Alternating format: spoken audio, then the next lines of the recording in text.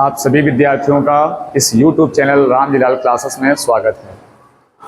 हम पढ़ रहे थे क्लास 12th में फिजिक्स में स्थिर वैद्युतिकी यूनिट, और इस यूनिट में पहला चैप्टर आप लोग कंप्लीट कर चुके हैं।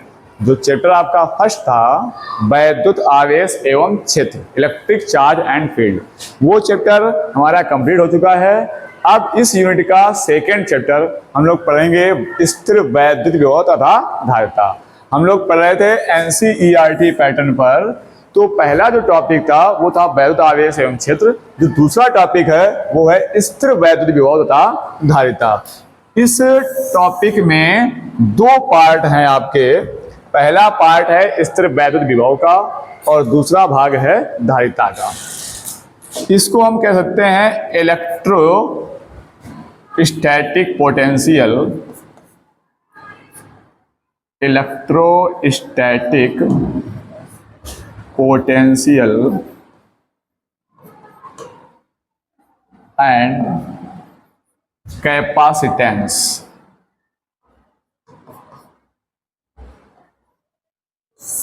कुछ बातें आपको ध्यान से समझनी होंगी।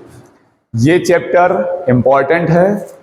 सबसे मेन बात यह है कि जो फिजिक्स का सिलेबस होता है वो पीछे से कनेक्ट होके आता है, यानी जो चीज़ आप पीछे पढ़ के आते हैं उसी का आगे यूज होता है।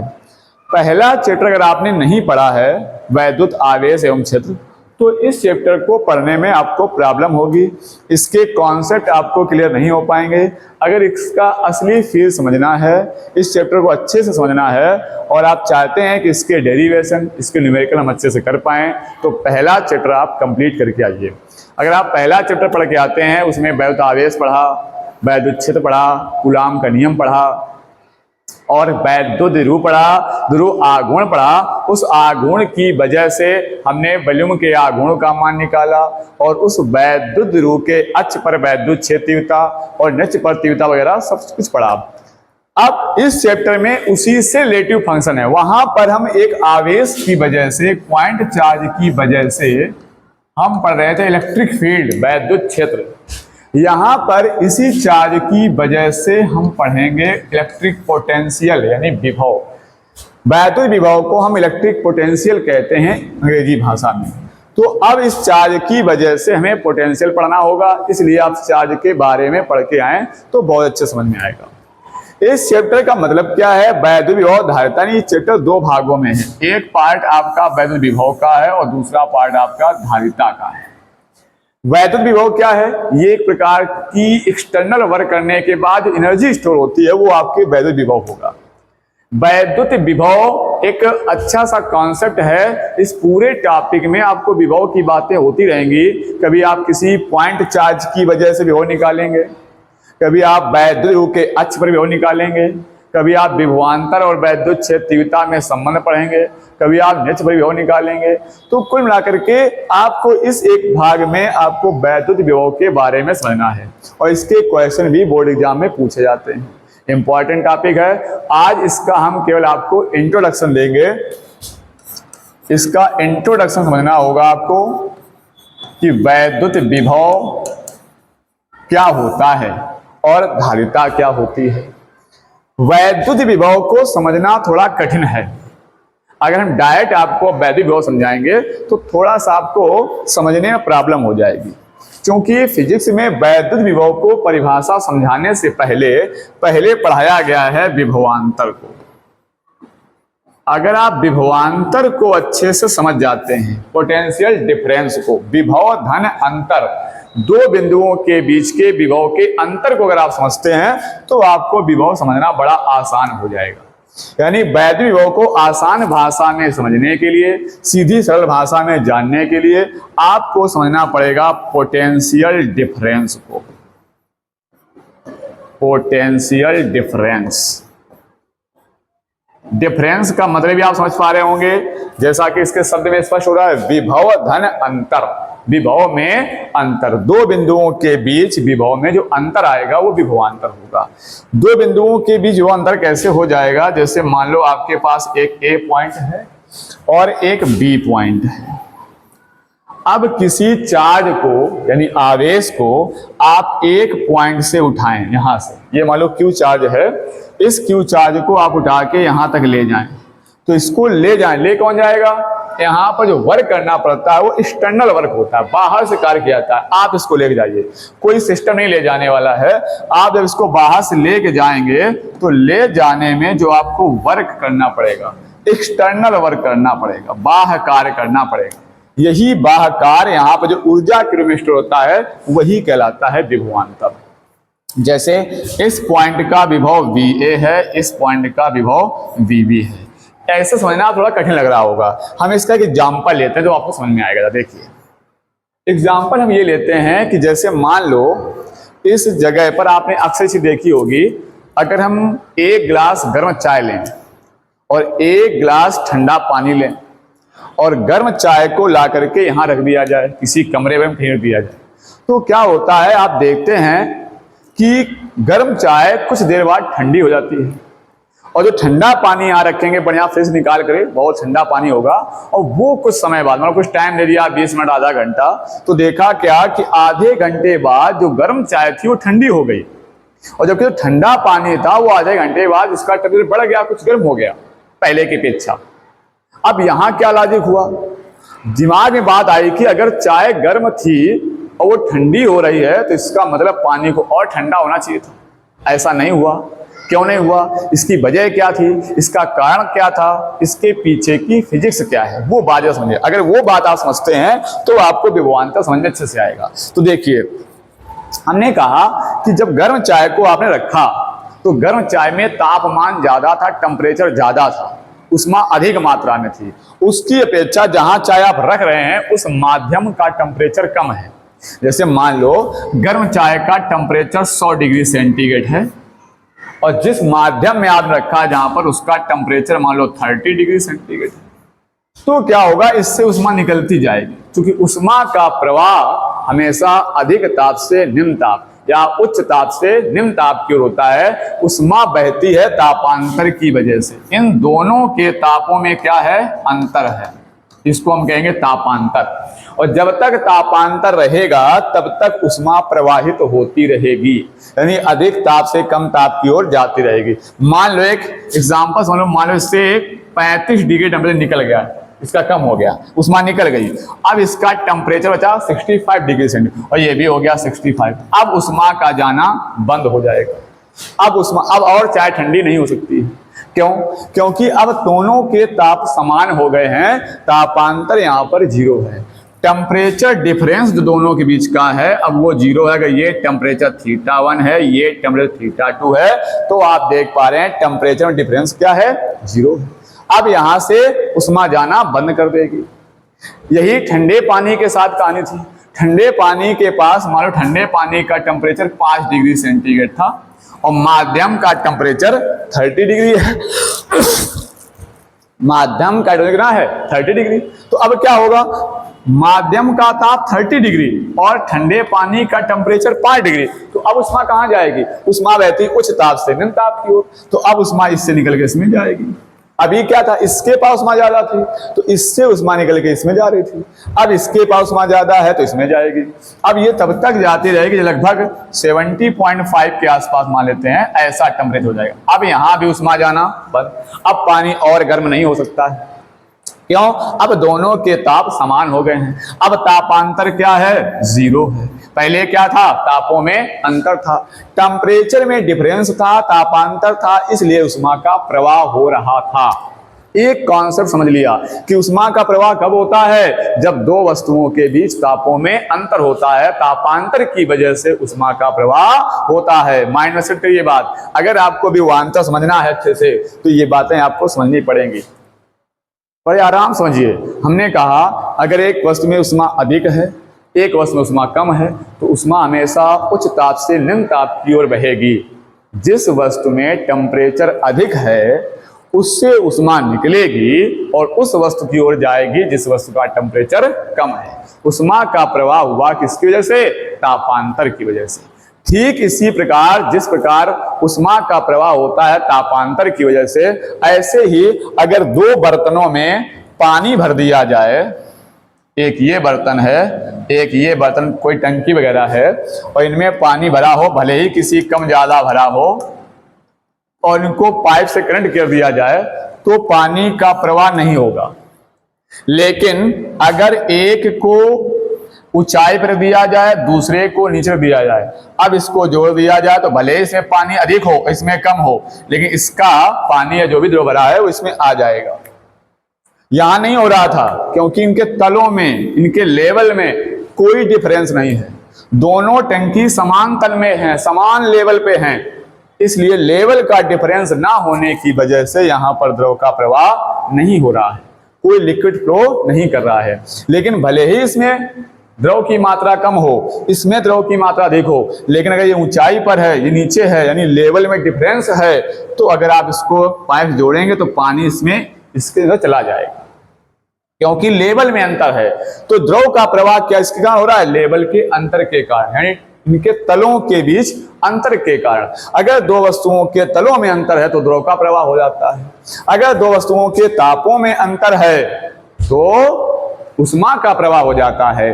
ठीक इसी प्रकार अगर दो वस्तुओं के विभव में अंतर है तो आवेश का प्रवाह होता है, आवेश बह जाता है। ये बात आपको याद रखनी होगी।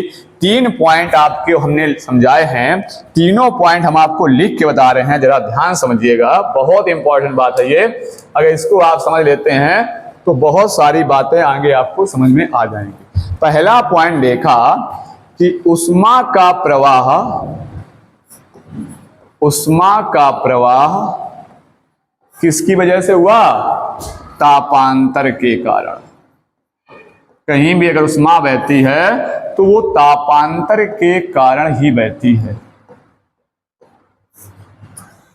और फिर देखा हमने दो जो टंकी या बर्तन थे उनमें जो द्रव का प्रवाह हुआ है वो तलों के अंतर या लेवल के अंतर के कारण हुआ। सेकेंड पॉइंट, द्रवों का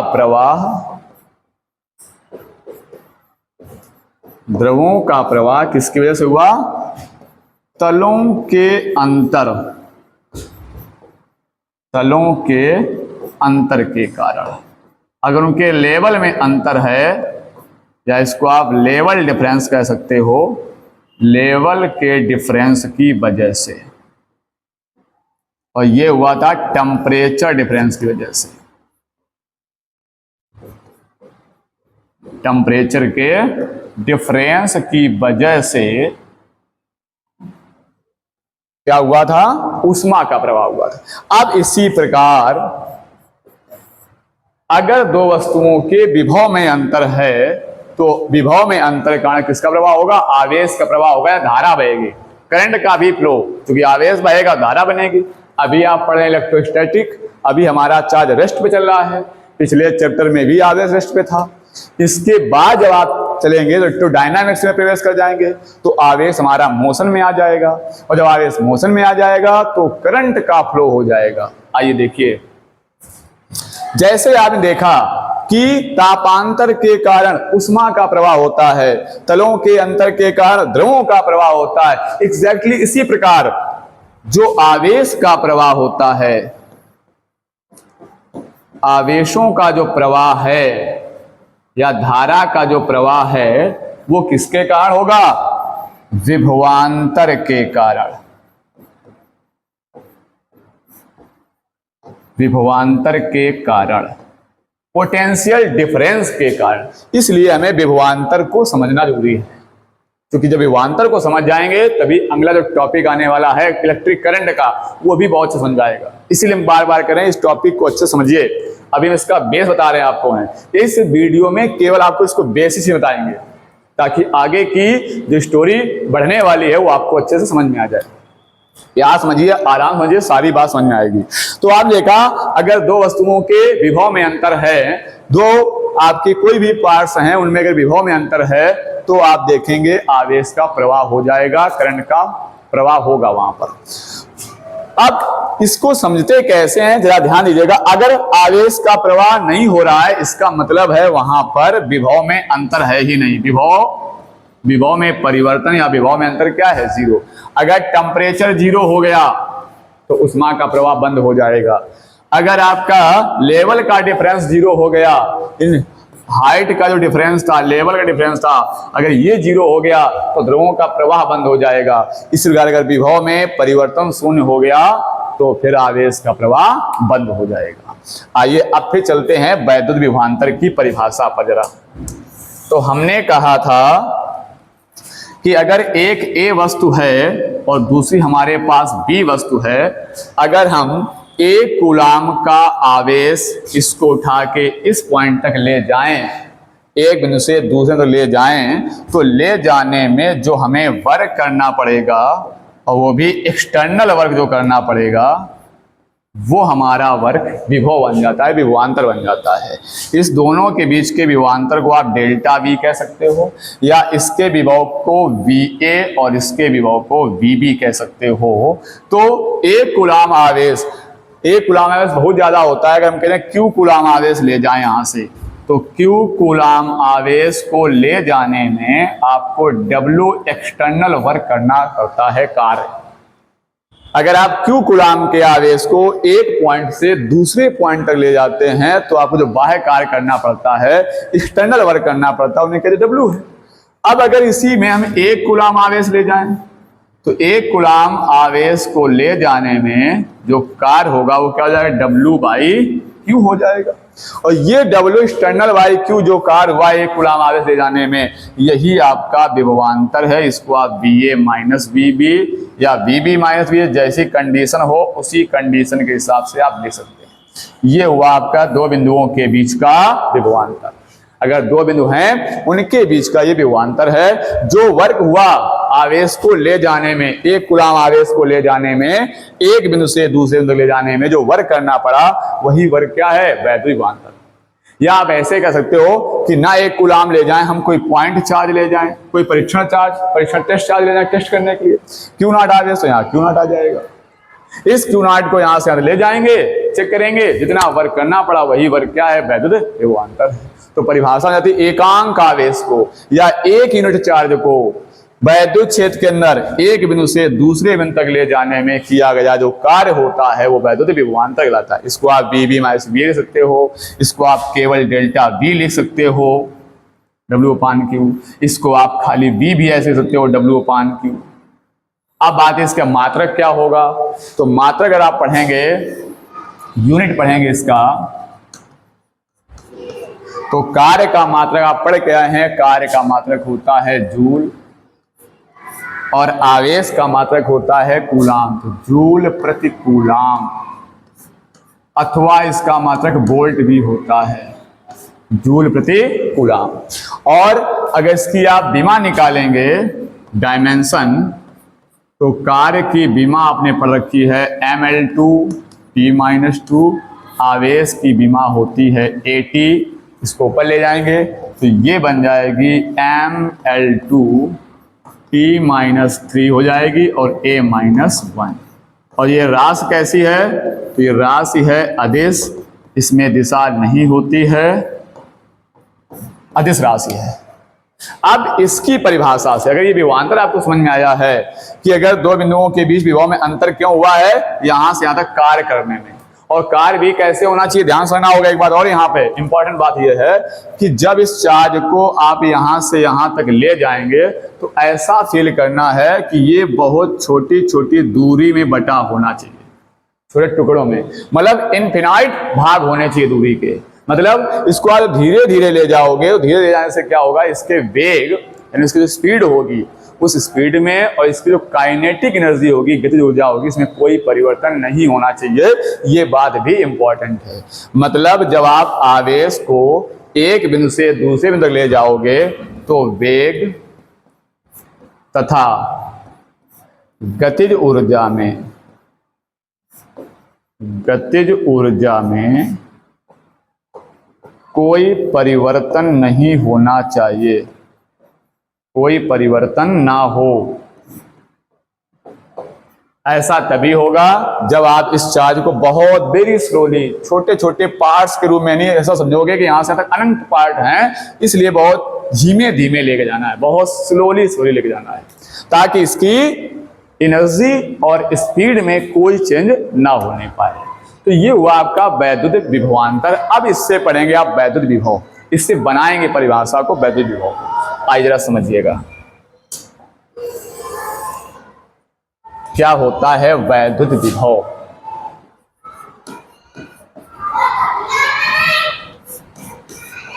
वैद्युत विभव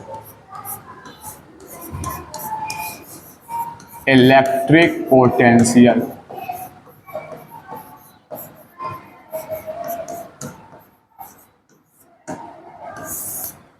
वैद्युत विभव, अभी हमने विभवांतर पढ़ा था दो बिंदुओं के बीच विभव में अंतर। अब हमने कहा कि एक बिंदु हमारा VA है, ये पॉइंट है, यहां पर विभव VA है, और एक दूसरा पॉइंट हम ले लें अनंत पर, B पॉइंट का लें अनंत पर। क्यों लिया अनंत पर? कई कारण अनंत पर हैं।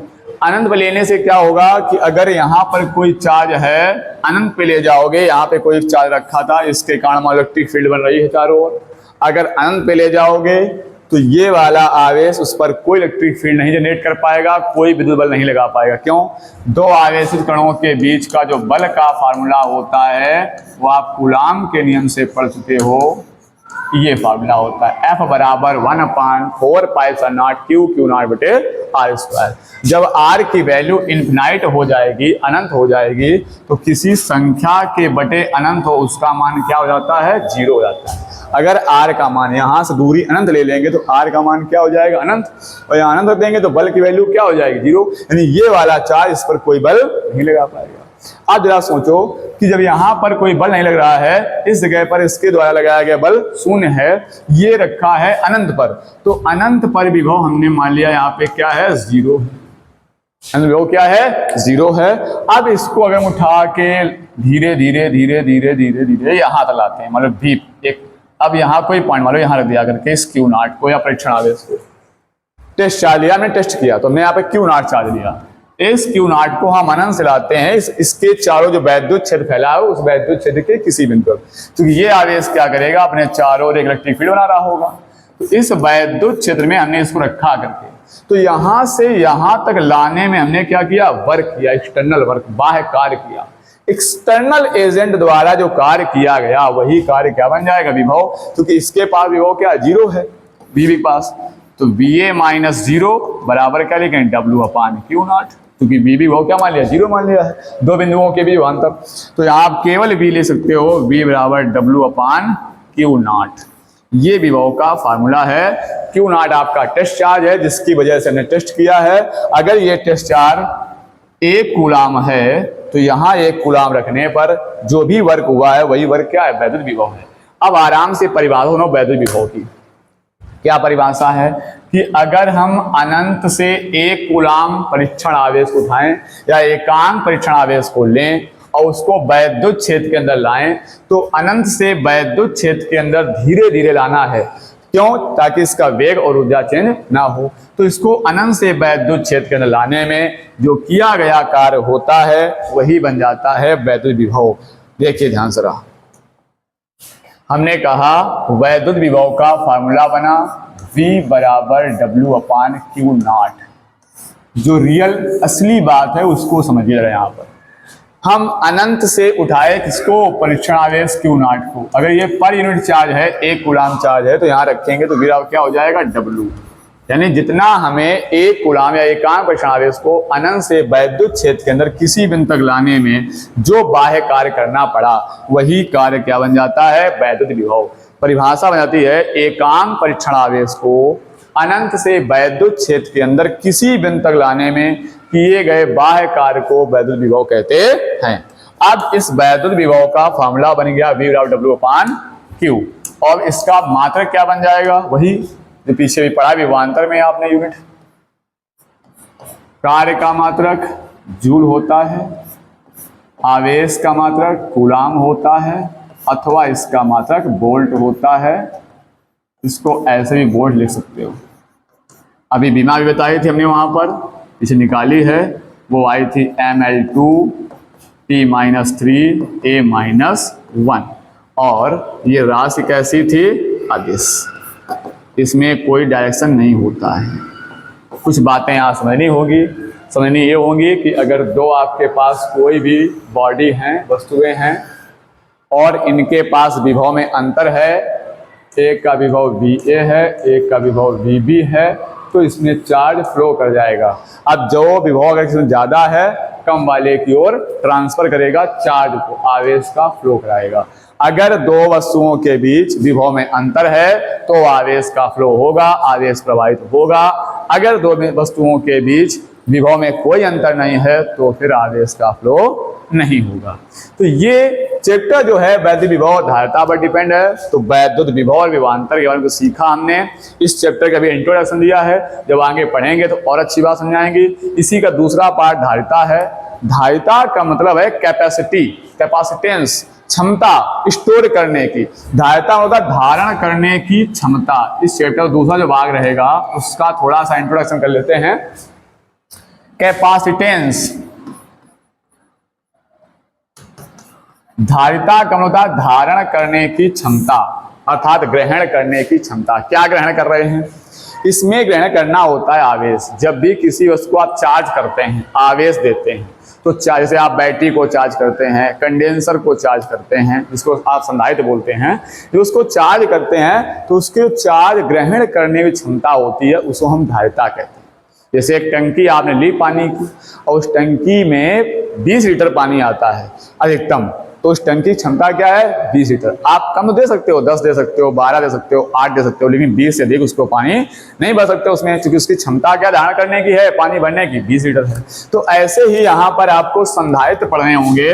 और संधारित्र एक डिवाइस होती है, इलेक्ट्रॉनिक डिवाइस, इसमें भी चार्ज को स्टोर करना होता है, जिसको हम लोग कैपेसिटर कहते हैं। इसको कंडेंसर, जिसको आप बोलते हो, पंखा वगैरह लगा होता है कंडेंसर, वो चार्ज होता है, आवेश को स्टोर करता है, आवेश स्टोर करके फिर एनर्जी को प्रोवाइड करता है। ये पूरा इस कॉन्सेप्ट पढ़ेंगे इस चैप्टर के अंदर। जैसे मनुष्य जो होता है बहुत बुद्धिमान होता है, हम लोग ज्ञान ज़्यादा होते हैं, ज़्यादा ज्ञान रखते हैं। जब ज्ञान ज़्यादा होता है तो हमें भूत भविष्य चिंता बहुत रहती है, हम लोग बहुत चिंता करते हैं भविष्य की। जैसे हमें चिंता है कि खाने की चिंता है जीवन, मान लो, तो क्या कहते हैं कि व्यवस्था कर लेते हैं, आटा रख लिया पहले से, दाल पहले से रख ली ताकि कल की व्यवस्था हो जाए। तो जब हर व्यवस्था हम आगे से आगे भविष्य की चिंता करते हुए करते हैं, जैसे पानी की बात आ जाए तो टंकी भर लेते हैं, लाइट आई, समझ चलाई, पानी भर लिया, ताकि दिन भर पानी, अगर नहीं लाइट आई, कोई दिक्कत हो गई, कोई फॉल्ट आ गई तो पानी कहाँ से पिएंगे, तो पूरी व्यवस्था कर लेते हैं। ऐसे उसके माइंड में आया कि हम इलेक्ट्रिक को स्टोर कर लेंगे, विद्युत ऊर्जा को स्टोर कर लें, क्योंकि लाइट आई तब तो विद्युत ऊर्जा यूज कर ली। अब मान लो ये आपको डिजिटल बोर्ड पढ़ा रहे हैं, तो अभी लाइट अगर है तो ठीक है, अगर लाइट चली तो क्या करेंगे? बंद हो जाएगा, ये पुराना सिस्टम बिगड़ जाएगा। या मोबाइल आपका है, लाइट है तो ठीक है, लेकिन लाइट नहीं है तो कैसे काम चलेगा? तो उसने क्या किया, एक ऐसी युक्ति व्यवस्था बना ली ताकि एनर्जी को स्टोर कर लिया जाए। तो एनर्जी को स्टोर करने से बना दिया संधारित्र। इसका बड़ा रूप बैटरी। संधारित्र और बैटरी में थोड़ा सा अंतर होता है। बैटरी भी चार्ज होती है, बैटरी भी विद्युत ऊर्जा को स्टोर करती है, और संधारित्र भी विद्युत ऊर्जा को स्टोर करता है। लेकिन दोनों फर्क ये होता है कि जो बैटरी ऊर्जा देती है वो धीरे धीरे देती है एनर्जी को, लेकिन संधारित्र हमारा होता है ये अपनी ऊर्जा को एक साथ दे देता है, एकदम से हमच के पूरी सारी एनर्जी एक साथ देता है ये लोग। जैसे अब देखा होगा कैमरे का फ्लैश वगैरह होता है, तो उसमें जो कंडेंसर होता है सेल की सारी एनर्जी को लेता है और एक साथ उस ऊर्जा को देता है फ्लैश में। तो संधारित्र भी चार्ज होता है, ये भी एनर्जी को स्टोर करता है, और बैटरी भी एनर्जी को स्टोर करती है, लेकिन जो दोनों एनर्जी देते हैं तो देने तरीका थोड़ा सा चेंज होता है। बैटरी धीरे धीरे ऊर्जा देती है और संधारित्र एक साथ सारी ऊर्जा को दे देता है। तो मनुष्य ने क्या किया, बैटरी और संधारित्र बना लिए ताकि एनर्जी को स्टोर कर रखा जाए, आवश्यकता पड़ने पर उस ऊर्जा का यूज किया जाए। तो हम इसमें इस चैप्टर में धारिता के बारे में पढ़ेंगे। धारिता आप समझ में आ गई होगी, धारण करने की क्षमता। कोई संधारित्र हमारा है, कोई बैटरी हमारी है, कोई कंडेंसर है, वो कितनी ऊर्जा को, कितना चार्ज अपने अंदर स्टोर कर सकता है, वो उसकी क्षमता कहलाएगी धारिता। तो इस चैप्टर में दो भाग हैं, वैद्युत विभव धारिता। विभव के बारे में पढ़ेंगे, धारा के बारे में पढ़ेंगे। आज हमने विभव और धारिता का थोड़ा सा बेसिक इंट्रोडक्शन दिया है। इस चैप्टर के अंदर सारे जो क्वेश्चन बनेंगे उनके बारे में पढ़ेंगे। तब तक के लिए अगर पिछला चैप्टर आपको तैयार है तो अच्छी बात है, ना तो तैयार कर लीजिएगा। और जुड़े रहिए हमारे YouTube चैनल रामजीलाल क्लासेस से। और जो बच्चे नए वीडियो प्राप्त करना चाहते हैं, अभी तक उन्होंने चैनल को सब्सक्राइब नहीं किया है, तो चैनल को सब्सक्राइब कर लें और फुल वॉच कीजिए, ताकि आपको पूरा ज्ञान मिल सके। अधूरा ज्ञान किसी काम में नहीं होता है, इसलिए वीडियो को फुल वॉच कीजिए।